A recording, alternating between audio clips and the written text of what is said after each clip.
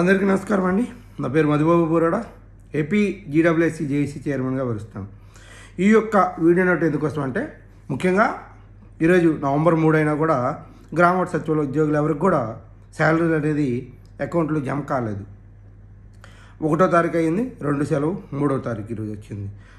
అసలు ఇప్పుడు శాలరీస్ అనేది లేట్ అయ్యే కొద్దీ జరుగుతున్న పరిణామాలు ఎలా ఉంటాయంటే, జిఎస్డబ్ల్యూఎస్ ఎంప్లాయీస్కి ప్రతి ఒక్కరు కూడా కొత్తగా ఉద్యోగం వచ్చింది, ఇంట్లో టీవీ కొనవచ్చు, ఫ్రిడ్జ్ కొనవచ్చు ఇంట్లో వారికి. అదేవిధంగా ఫీల్డ్ ఎంప్లాయీస్ ఎవరైతే ఉన్నారో మోటార్ సైకిల్స్ తీసుకున్నారు.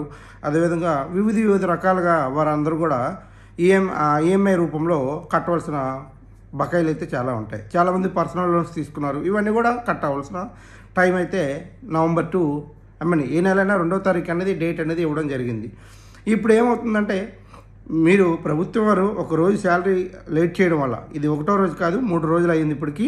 దీనివల్ల ఏమవుతుందంటే, 2వ తారీఖు కట్టవలసిన ఈఎంఐలు ఏవైతే ఉన్నాయో ఆటోమేటిక్ ద్వారాగా కట్ అయ్యేవి కాబట్టి ఆటోమేటిక్గా చెక్ బౌన్స్ కింద కన్సిడర్ చేస్తూ పెనాల్టీస్ అనేవి వేయడం జరుగుతుంది. ఒక చెక్ పెనాల్టీ ఏంటంటే ₹295 మన సైడ్ నుంచి, ₹2095 కన్సిడర్ అటువైపు ఎవరైతే ఉన్నారో వాటి నుంచి కూడా కట్ అవుతుంది. అంటే ఒక ఈఎంఐకి ₹500 పెనాల్టీ అనేది మనం పే చేస్తున్నాము. అలాంటిది ఒక వ్యక్తి 1 లేదా 2 ఈఎంఐలు ఉంటే ₹1000, దాదాపు 3 ఈఎంఐలు ఉంటే ₹1600-1800 వరకు మనం బేర్ చేయవలసిన అవసరం అయితే ఎంతైనా ఉంది. దీనికి ఎవరు రెస్పాన్సిబిలిటీ, దీనికి ఎవరు మూల్యం చెల్లించుకుంటారు? ఈ ₹1800 అనేది ఎవరు ఇస్తారు రేపు మనకి?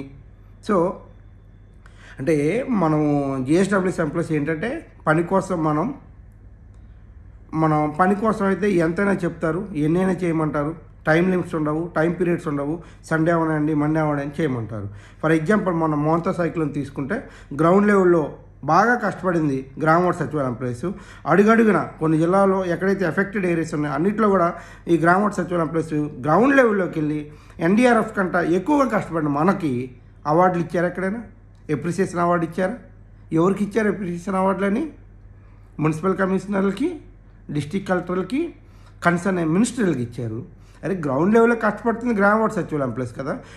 19 డిపార్ట్మెంట్లు ఉన్నాయి, వార్డు మరియు రూరల్ కలిపి 19 ఉన్నాయి. ఒక డిపార్ట్మెంట్ ఒక వ్యక్తిని పిలిచి ఈ కన్సర్న్ డిపార్ట్మెంట్ పరంగా ఇతనికి ఇస్తున్నాము, స్టేట్ వైడ్గా ఇది రికగ్నైజ్డ్ అని వీరు గుర్తింపు ఇస్తున్నామని చెప్పి ఒక్క అవార్డు ఇవ్వలేరా? ఒక్క ఎప్రిసియేషన్ అవార్డు ఇవ్వలేరా ప్రభుత్వం వారు?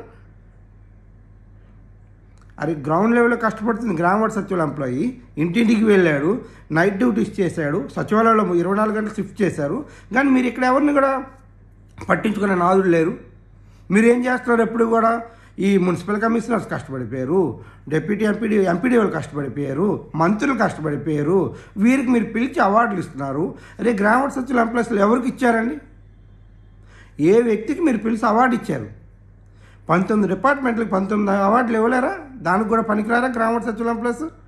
పిలిచి ఇవ్వండి, సర్వే డిపార్ట్మెంట్ పరంగా ఇవ్వండి, ఈ జిల్లాలో వీళ్ళు కష్టపడ్డారండి, వాళ్ళందరికీ రిప్రజెంటేటివ్గా ఒక వ్యక్తికి ఇస్తున్నారు, అయిపోయింది కదా. శాలరీలు ఇవ్వరు ఆన్ టైంకి, మనకు చేసిన కష్టానికి ప్రతిఫలం ఉండదు. మళ్ళీ మాకు ఇప్పుడు 3వ తారీఖు వచ్చింది, ఇప్పుడు శాలరీస్ క్రెడిట్ అవ్వలేదు, ఆల్రెడీ చెక్ బౌన్స్లు అయ్యాయి, ఆల్రెడీ ఈఎంఐలు కట్ అవుతున్నాయి, ఆల్రెడీ పెనాల్టీలు పడ్డాయి. దీనికి ఎవరు ఇస్తారు? మీరు ఏదైనా టాస్క్ ఇస్తే విత్ ఇన్ టైం పీరియడ్లో చేయకపోతే సోకాజ్ మెమోలు, పెన్షన్ ఇన్ టైంలో ఇవ్వకపోతే సోకాజ్ మెమో.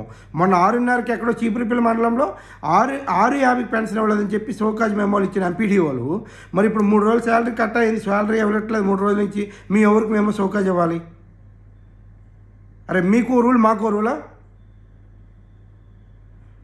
మీకు శాలరీ లేట్ అవ్వడం మేమేమి గవర్నమెంట్ తప్పట్టట్లేదు.